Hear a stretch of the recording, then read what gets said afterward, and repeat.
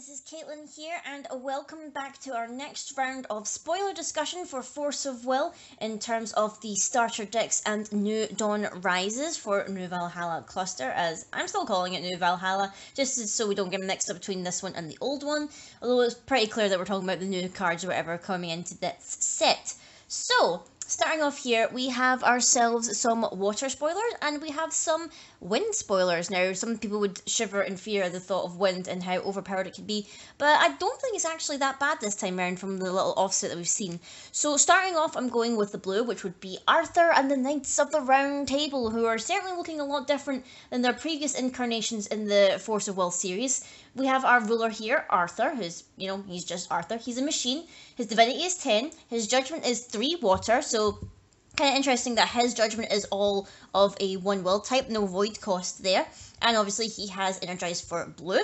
And the bottom text here with his little flavour text we've got, within the castle in the sky lies Arthur and his Knights of Steel. And the artwork there, similar to pretty much the same image that we saw on the promotional poster. So we did get confirmed that this was Arthur, that like I guessed. And then when he flips over here, he becomes Arthur, King of Machines. He has a 0800 and he wields a lightsaber. There's just no denying it there. That is a lightsaber and you can't tell me otherwise. He is still a machine, obviously, divinity with 10. He has flying, which is pretty weird, although at first I was like, why does he have flying? But for some reason he has weird mechanical wings, it looks like, on the back of him. It's very bizarre looking, but I guess, yeah, knights fly now. When he enters the field, you look at the top 5 cards of your deck, you choose up to 2 machine resonators from among them and remove them from the game, and you put 100 counters equal to the combined total cost of cards removed this way onto this card. So essentially here, the machines, their whole gimmick is going to be about 100 counters, which is kind of interesting to give them specifically that mechanic, where that mechanic's kind of been divvied up between different rulers and whatnot in the past, and it seems to be that this mechanic, or the use of counters, is going to be maybe specific to Arthur and the Knights of the Round Table. Definitely very interesting. The Knights, created by Deus Ex Machina, continue to carry out their duties in this world. So, very interesting here how machines used to be colourless, essentially void, and now for the most part they are going to be with blue. So I guess in Wanderer, if you want to continue using different machines and whatnot, you could use blue as your basis, I guess. Going to our first resonator, we have Donut Drone, which I don't know why, I find that to be a pretty funny name for a resonator. It's a 1-cost blue, 200 machine. You banish this card and put 4 100 counters on target machine or resonator. Play this ability only during your turn.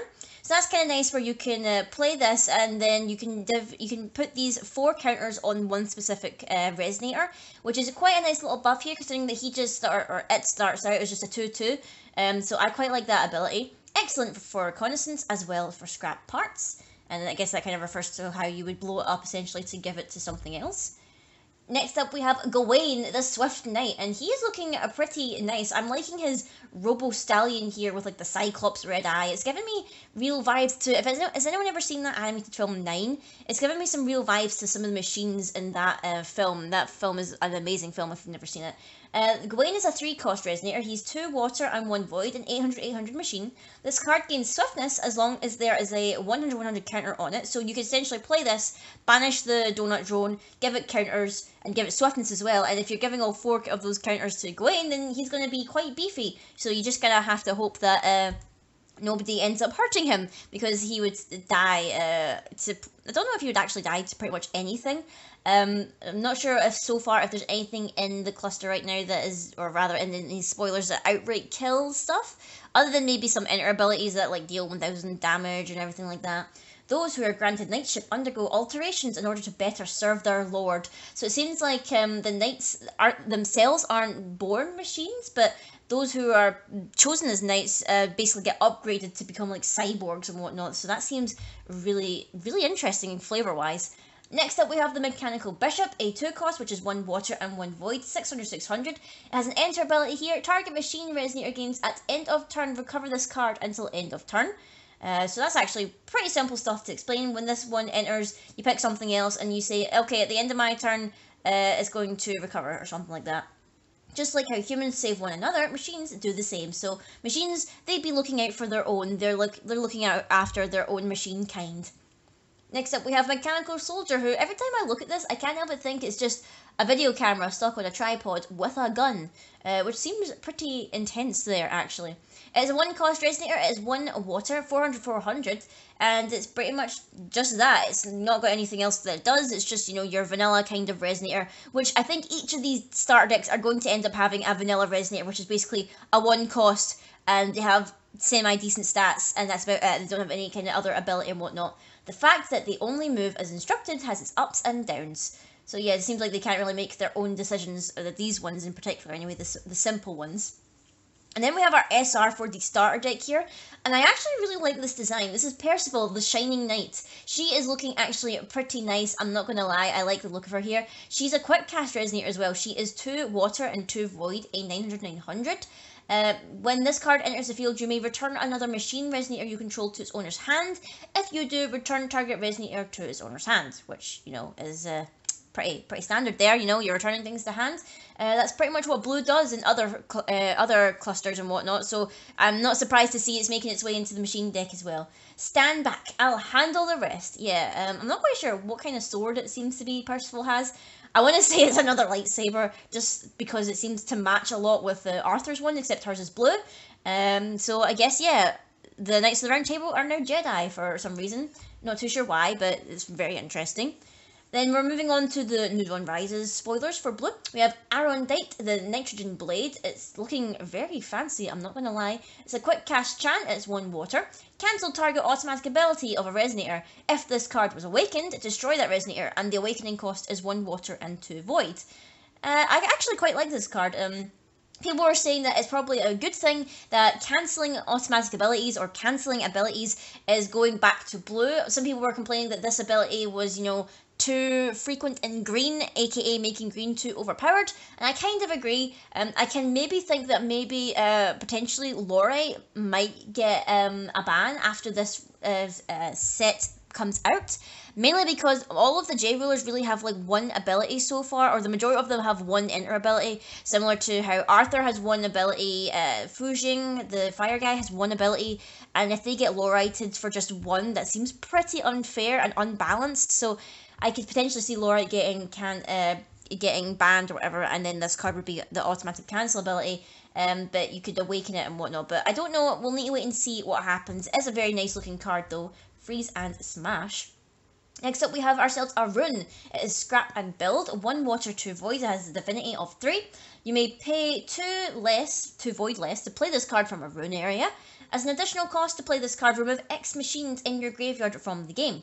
Look at the top X cards of your deck, where obviously put a machine with total cost of X or less from among them into the field. Put the rest on the bottom of your deck in any random order. So I'm guessing the equivalent is the cost to play this card. Say you removed 1 machine, you look at the top 1 card of your deck and put a machine with total cost 1 or less from among them into the field. That's a lot of X's to deal with. I'm not quite sure. I'm getting all confused with all my X's here. But it's probably not as complicated as I'm making it out to sound. The site of the battle is brimming with parts for new machines. We have ourselves an addition, which also counts as a machine, which is actually kind of handy. The Knight's Castle in the Sky, Skyround, is a 2 cost, it's 1 water and 1 void. Machines you control gain plus 100, so straight away they're getting a counter. And whenever a machine resonator enters the field under your control, you put a 100 counter on it, which is also very nice. So as soon as they are entering the field, they are getting a little bit of a buff. The Knights of Skyround are the protectors of the skies. For that very reason, other factions perceive them as a threat. Which is very, very interesting, is that because they are protecting the skies, that means they are dangerous? Is it just because they're hanging out above them and whatnot? I mean, their sky fortress here does look pretty epic. Maybe some people are jealous of it and how awesome it looks. They're flying donuts here. And finally, we have a magic stone for water. It's the magic stone of dramaturgy? I'm not quite sure how you meant to pronounce that. But it produces water when it taps, or you can tap it and put a 100 counter on target machine that was put into the field this turn. So again, you can, if you had the addition out and you had the stone out, you would get at least 2 counters onto your machines, which is pretty nice. When it's got a 2/2 buff already is actually kind of nice.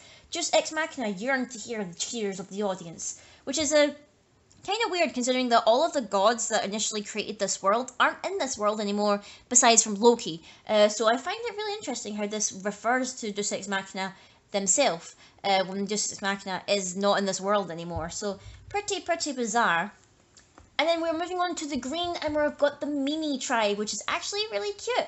We have Chamimi here as the ruler, and these guys look really adorable, I'm not gonna lie. So Chamimi is of the Mimi tribe. They have a divinity of 10. The judgment is 5. It's 2 wind and 3 void with a green energize. If a trespasser comes, let me know right away. Me.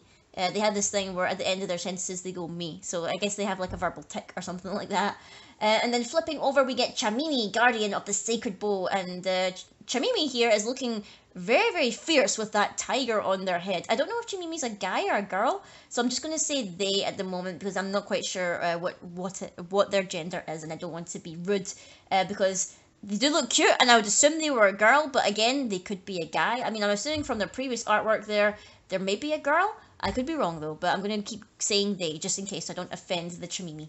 Chamimi is 1000 with a divinity of 10. Resonators you control gain 400, and that's pretty much it. That's all Chamimi does. But I guess that's an alright ability. That's just a standard buff to all your resonators. Shame it doesn't count J/resonators, because then you could have included Chamimi themselves.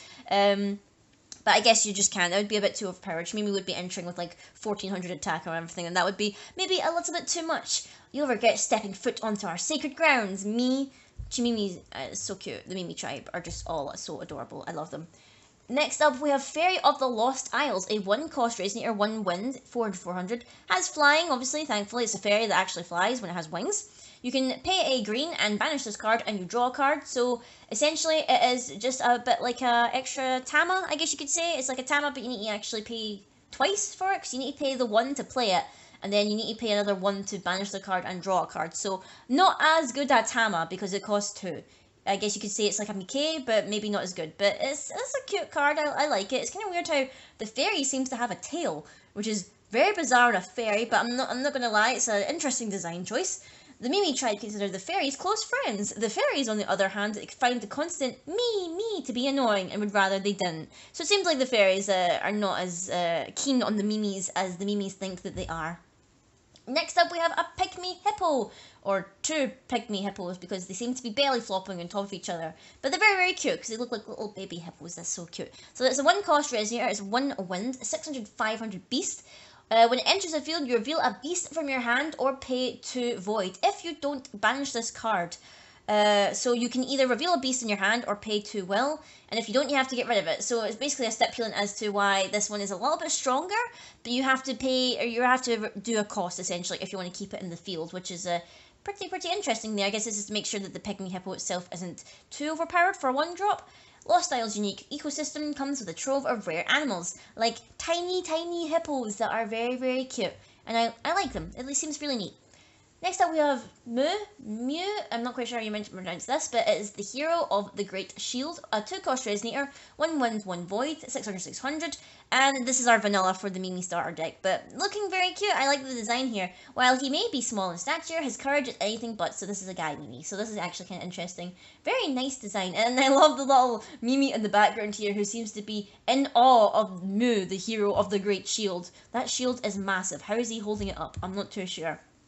Next up, we have Sanctuary Elephant, a 3-cost resonator of 2 wind and 1 void, 1000 beast. Oof, hefty. Has a cost though where when it enters the field, you have to banish a magic stone, which is kind of a bummer considering that so far we haven't seen any ways of stone ramp in this spoiler session or whatever. Normally green has the stone ramp or like the kind of mana ramping and everything, but we haven't seen anything as of that yet. So I'm not too sure how to feel about this one.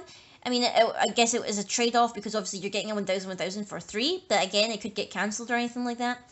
Raising such robust elephants also carries a downside. Every now and then an elephant gets too excited, crushing a Mimi tribe dwelling. A sad me can be heard when this happens. So they know that these creatures are dangerous to keep, but they keep them around anyway, but besides the fact that they seem to be killing Mimis more often than not. So that's pretty crazy for the Mimi tribe. Next up, we have the SR for the starter deck, which is Grand Mallet Warrior. Is this another SR? No, this is this is another SR by the looks of it. A 4-cost, which is 2 wind and 2 void, 800.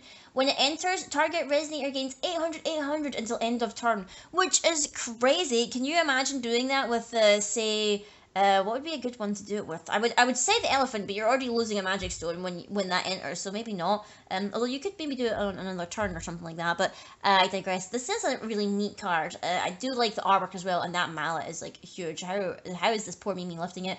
A giant mallet has merit as both a weapon and a tenderizer. Okay, so we're going to squish some meat while we're doing it then. Okay. And then finally, we're moving on to our spoilers for the New Dawn Rises for the Mimis. We have Explore the Unknown, which is a rune. It's a 1-cost rune of 1 wind and a divinity of 3. You may pay 1 wind less to play this card from your rune area, so you could play it for free, if it's in the rune area for the Mimis.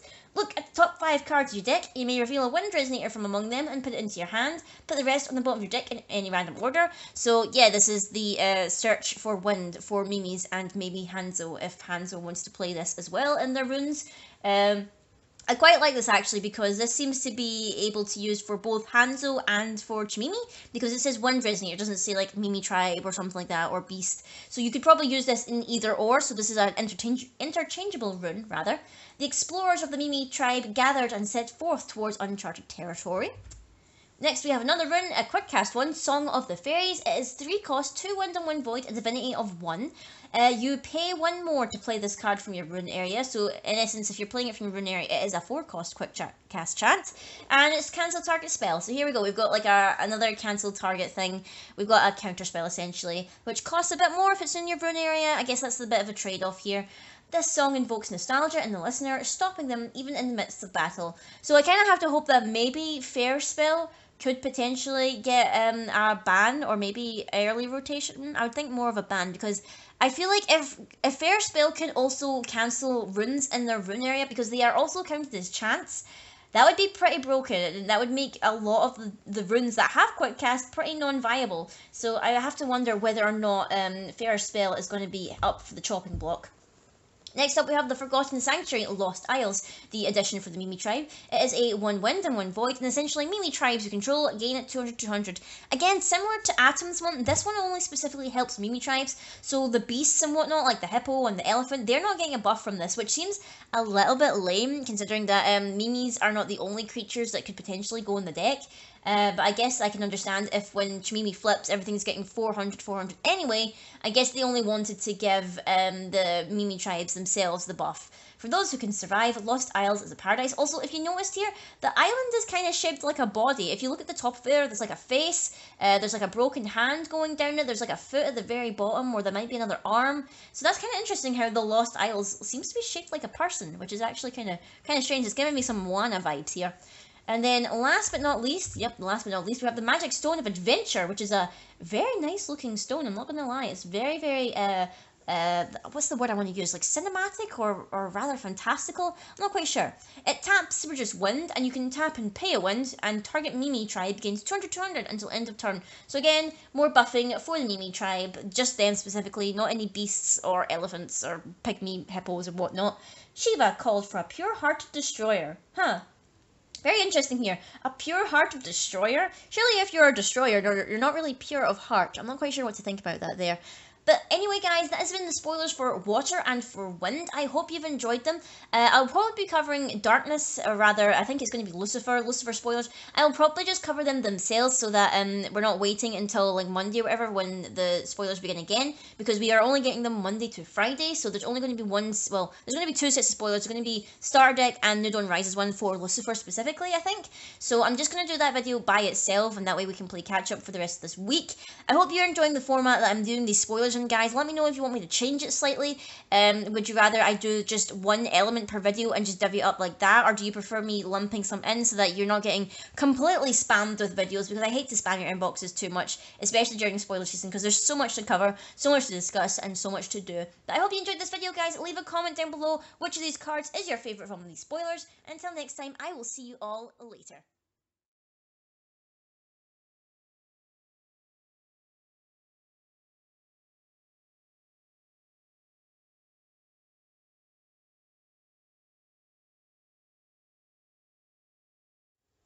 This video was made possible thanks to patrons such as Alucard, Craig McCutcheon, and the Carnivalous Waltz.